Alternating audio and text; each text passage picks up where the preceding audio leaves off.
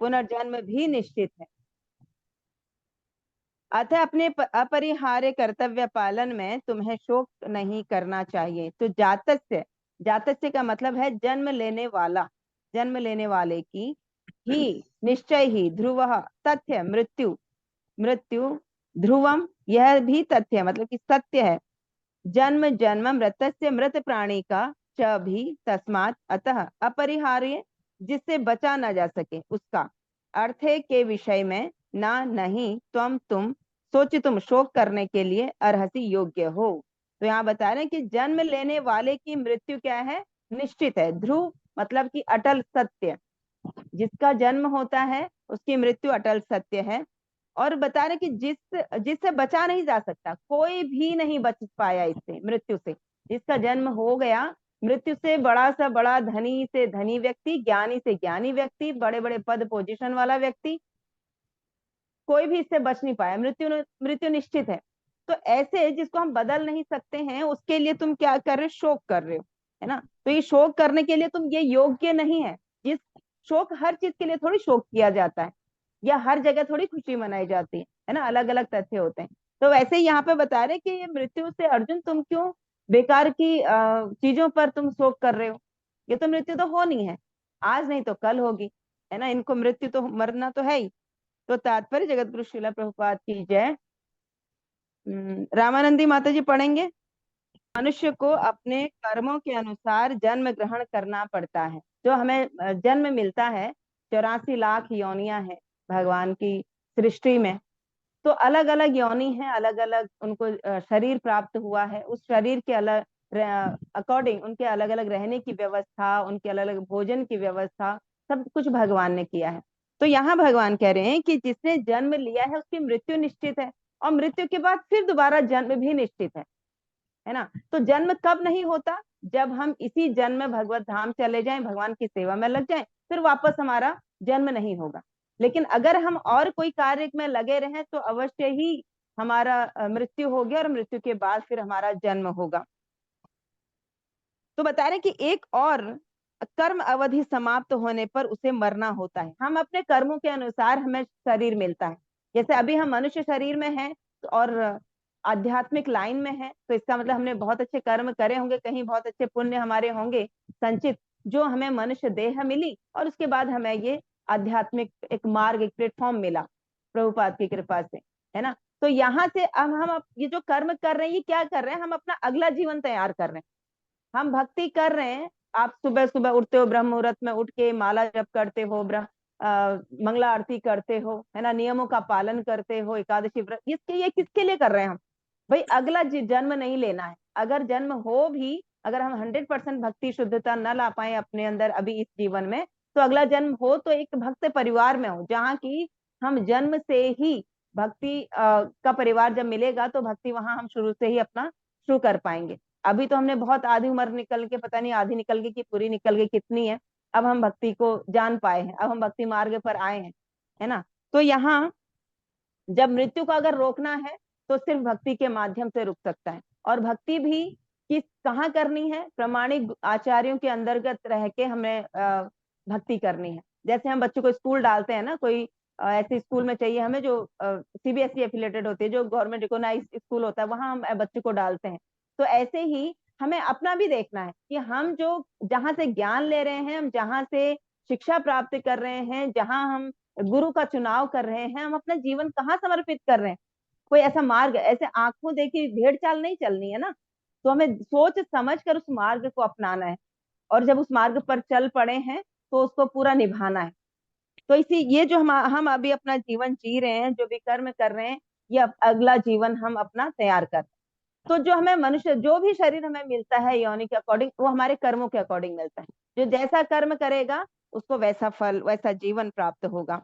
तो जब भक्ति करते हैं, तो भक्ति करने से जैसे बताते हैं कि हम जन्म जब लेते हैं, जन्म, बुरा, बीमारी, बुढ़ापा और मृत्यु, जन्म के साथ हमें 3 चीजें फ्री ऑफ कॉस्ट मिलती हैं। जब जन्म होता है व्यक्ति का, तो वो एक जीवन में बीमार भी पड़ेगा, फिर वो बुढ़ापे पे आएगा, फिर उसकी मृत्यु हो जाएगी। तो इन 3 चीजों को हम रोक नहीं सकते। ना हम जन्म को रोक सकते हैं, ना हम ये जन्म होने के बाद हमें बीमारी भी लगेगी, हम बुढ़ापे पे भी आएंगे, हमारी मृत्यु भी होगी, निश्चित है। तो ये 3 चीजों से हम कब बच सकते हैं? जब हमारा जन्म ही ना हो। और जन्म कब ना हो? जब हम भगवान के धाम में, भगवान की सेवा में लग जाएं। अभी तो हम स्वर्ग लोग, नर्क लोग, इन सब चीजों में फंसे रहते हैं, है ना, कि स्वर्ग जाना है जी, है ना। वहां क्या होगा? स्वर्ग में क्या होता है? स्वर्ग में भक्ति नहीं होती, स्वर्ग में तो भोग योनियां होती हैं। भोग ना, वहां अनेक अनेक अप्सराएं हैं, है ना, वहां अनेक अनेक तरह की तरल पदार्थ हैं जो आपको पीने के लिए दी जाएंगी। तो वहां वहां क्या है? वहां भोग है। तो स्वर्ग, जो बुद्धिमान व्यक्ति होता है वो स्वर्ग की भी लालसा नहीं करता। जो शुद्ध भक्त होते हैं, शास्त्र बताते हैं कि जो शुद्ध भक्त होते हैं वो क्या चाहते हैं कि मुझे ना स्वर्ग चाहिए, ना मुझे नरक चाहिए, मुझे ना भगवत धाम चाहिए, मुझे मुक्ति भी नहीं चाहिए। मुझे क्या चाहिए? सिर्फ प्रभु आपकी सेवा चाहिए। मैं हमेशा आपकी सेवा में लगा रहूं, मेरी जीवा पर हमेशा आपका नाम सुमिरन होता रहे, मुझे आपके भक्तों का संग मिलता रहे। तो जो एक लेक्चर में, प्रभुपाद का लेक्चर है, उसमें प्रभुपाद कहते हैं कि शुद्ध भक्ति की इच्छा होती है कि मैं, मुझे चाहे किसी भक्त के नाली का कीड़ा बना दो आप, बस मैं उसमें खुश हूँ। क्योंकि उस भक्त के घर के नाली का कीड़ा बनने का मतलब, जो उच्छिष्ट, जो प्रसाद, जो भगवान को भोग लगेगा, वो प्रसाद वो लोग पाएंगे और वो भक्त पाएगा, उस परिवार में कुछ ना कुछ कण तो जाएंगे नाली में, तो उसको महाप्रसाद के रूप में स्वीकार करे। तो कहते मुझे कोई और, मुझे कुछ नहीं चाहिए, मुझे, मैं मुक्ति भी नहीं चाहता, लेकिन मुझे ऐसा चाहिए, मैं हर योनि, हर जीवन, हर जो भी जीवन मुझे मिले, जन्म मिले, तो मैं आपकी भक्ति कर पाऊं, आपके भक्तों का संग मिले। तो इस प्रकार से यहाँ बता रहे हैं। तो ये जो ये जन्म मृत्यु का चक्र है, ये चलता ही रहेगा। अगर हम इसको इससे बचने का प्रयास नहीं करेंगे तो हम इसमें, इस चक्र में चलते रहेंगे, 84 लाख योनि में घूमेंगे, फिर आएंगे, फिर घूमेंगे, फिर मरेंगे, फिर जिएंगे, फिर ये चलता रहेगा। तो इसको रोकने का हमें प्रयास करना चाहिए। अभी जैसे कि कोविड आया, कोरोना आया, तो उसको बचाने के लिए कितनी सारी चीजें हम लोगों ने करी, है ना। सरकार ने भी उस पर पहल करी, हम सब ने भी उस पर अपना अपना बचाव करने का प्रयास किया। तो लेकिन ये जो रोग लगा है ना, ये भी तो एक कोरोना का रोग है, जो हम जन्म मृत्यु जरा व्याधि बार बार फंस जाते हैं। तो इससे बचने के लिए हम क्या कर रहे हैं? कुछ नहीं कर रहे। हम तो सोचते हैं कि चलो जी, मनुष्य जीवन मिला है, खाओ पियो ऐश करो, है ना। तो ये ऐश करने के लिए जीवन है, ये भक्ति करने के लिए जीवन मिला है। भक्ति करेंगे तो अगला जीवन सुरक्षित होगा। और सिर्फ भक्ति करने वाले व्यक्ति का ही जीवन सुरक्षित नहीं होता, उसके कई कुलों का उद्धार हो जाता है। हम देखते हैं जब प्रहलाद महाराज के 21 कुलों का उद्धार किया भगवान ने, है ना। तो ऐसे एक घर, अगर घर में एक भी व्यक्ति भक्त बन जाता है तो अपने कई कुलों का उद्धार कर देता है। तो इसलिए भगवान की भक्ति पे यहाँ पे बताया गया है। और आगे बता रहे हैं कि मानव समाज में शांति तथा व्यवस्था बनाए रखने के लिए हिंसा तथा युद्ध अपरिहार्य है। अपरिहार्य का मतलब, बेनो जाओ आप। अपरिहार्य मतलब कि जिससे बच नहीं सकते। यहाँ संसार में आए हैं, जीवन मिला है, तो यहाँ सब कुछ होगा, बीमार भी होंगे, बुढ़ापा भी आएगा, मृत्यु भी होगा, लड़ाई झगड़ा भी होगा, कलह कलेश सारे होंगे इस संसार, इस जीवन में सारे कलेश होंगे, कलह होगा, है ना। तो इसका नाम ही कलयुग है। तो यहाँ पे जो कलह निश्चित है। एक सेकंड, इसको भेज के आऊं। तो इस अपरिहार्य का मतलब है कि इसको हम इससे बच नहीं सकते। जिससे बचा वो है ये मृत्यु, झगड़ा, कलेश, कलह, ये सब जीवन में चलता रहेगा। तो कुरुक्षेत्र का युद्ध भगवान की इच्छा होने के कारण अपरिहार्य था और सत्य के लिए युद्ध करना क्षत्रिय का धर्म है। तो जो कुरुक्षेत्र का युद्ध हुआ, हम सब दोष देते हैं हम दुर्योधन को, है ना, धृतराष्ट्र को, लेकिन इसके पीछे पूरी किसकी प्लानिंग थी? भगवान की। क्यों थी प्लानिंग भगवान की? भगवान क्यों चाहते हैं युद्ध करना? क्योंकि अधर्म जो है वो बढ़ रहा था, है ना, धर्म का ह्रास हो रहा था और अधर्म बढ़ रहा था। तो भगवान चाहते हैं कि धर्म की स्थापना, भगवान कहते हैं ना कि धर्म की स्थापना करने के लिए और अपने भक्तों की रक्षा करने के लिए मैं प्रकट होता हूँ, अधर्म का विनाश करने के लिए मैं प्रकट होता हूँ। तो अधर्म बढ़ गया था। जो द्वापर के अंत में जो पृथ्वी माता थी, वो गाय का रूप धारण करके जाती है ब्रह्मा जी के पास।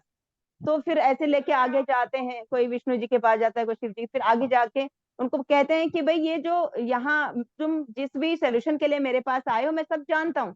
भगवान विष्णु कहते हैं तो मैं क्या करूंगा, द्वापर के अंत में मैं यहाँ पर प्रकट होऊंगा। तो तुम सभी देवी देवताओं को भेज देते हैं कि चलो जी जाओ, तुम अब क्या करो, वहां लीला करो, मैं जो लीला करूंगा उसमें तुम मुझे सहयोग करोगे। तो उसमें सभी देवी देव सारे पार्षद होते हैं, दुर्योधन, धृतराष्ट्र, कंस, ये कोई और नहीं था, भगवान के धाम के ही पार्षद थे। क्योंकि भगवान के साथ चाहे हम कोई युद्ध करें, या फिर कोई लीला ऐसी करें, प्रेम वश माधुर्य ऐसी कोई वात्सल्य वश लीला करें, तो ये सब कौन सी भगवान के समान ही, भगवान के जैसे ही चाहिए ना। तो वो भगवान के धाम से ही भगवान को लाने पड़ते हैं। इस भौतिक संसार के लोग थोड़ी भगवान के साथ ये सब कर पाते हैं। तो भगवान वहीं से लाते हैं, और भगवान को ये सारी लीलाएं अपनी समेट के उन सबको वापस भी भेजना होता है, उनके उनके स्थान से, जिस जिस पद से उनको लेकर आए भगवान। तो यहाँ उनकी लीला पूरी हुई, तो उसके बाद उनको वापस उनके पद पर दोबारा स्थापित करना होता है, वहां भेजना होता है ना। तो इसलिए भगवान ये सारी करा के युद्ध किया सबके साथ, कुरुक्षेत्र भूमि में युद्ध निकाल, और अर्जुन को समझा रहे हैं, अर्जुन तुम क्षत्रिय का धर्म नहीं निभा रहे हो, तुम युद्ध करने के लिए मना कर रहे हो, है ना। तो अर्जुन को वहां समझाते हैं। तो अपने कर्तव्य का पालन करते हुए वह स्वजनों की मृत्यु से भयभीत या शोकाकुल क्यों हो रहे हो तुम। भगवान से पूछे तुम क्यों हो रहे हो, अपने धर्म निभाओ, है ना। धर्म क्या है, जो जो कार्य सौंपा गया है वो कार्य करना। अब मनुष्य धर्म क्या है इस समय, मनुष्य धर्म, सबसे बड़ा मनुष्य का धर्म है कि हमने भगवान का आश्रय लेना है।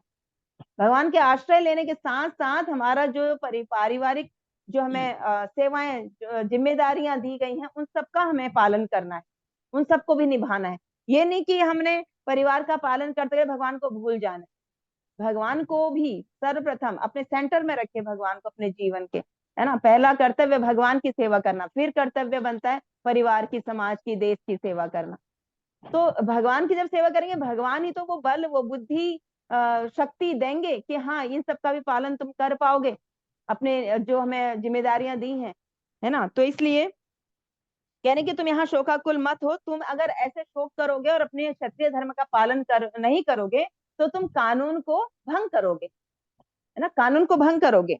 तो इसलिए ऐसे करने से उसे उन पाप कर्मों के फल भोगने पड़ेंगे जिनसे वह अत्यंत भयभीत था। अब अर्जुन क्यों डरा हुआ था, अर्जुन इसलिए डरा हुआ कि मैं इनको मारूंगा तो मुझे तो पाप लगेगा। लेकिन पाप हमें कहाँ लगता है, जब हम अपनी प्रसन्नता के लिए या फिर अपने किसी लाभ के लिए कोई ऐसा किसी व्यक्ति को नुकसान पहुंचा रहे हो, वो वहां हमें पाप लगता है। लेकिन यहाँ तो भगवान स्वयं श्री कृष्ण कह रहे हैं अर्जुन युद्ध लड़ो, फिर कहाँ पाप लगने वाला है, फिर कौन पाप पाप लगेगा, कौन सा अपराध होगा, कोई अपराध नहीं है, क्योंकि भगवान की आज्ञा का पालन हो रहा है ना। तो इसलिए अर्जुन को भगवान फोर्स कर रहे हैं कि आप युद्ध करो, अपने कर्तव्य का पालन करो। अपने कर्तव्य का पालन करते हुए वह स्वजनों की मृत्यु को रोक नहीं सकता।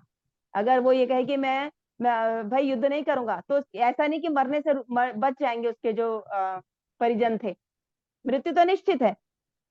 भगवान तो यहाँ तक कि कहते हैं कि अर्जुन तुम्हें तो मैं निमित्त बना रहा हूँ, मैं तो इनको मार चुका हूँ युद्ध भूमि में आने से पहले ही, मतलब कि निश्चित है मरना, है ना। तो तुम्हें मैं निमित्त बना रहा हूँ, माध्यम बना रहा हूँ।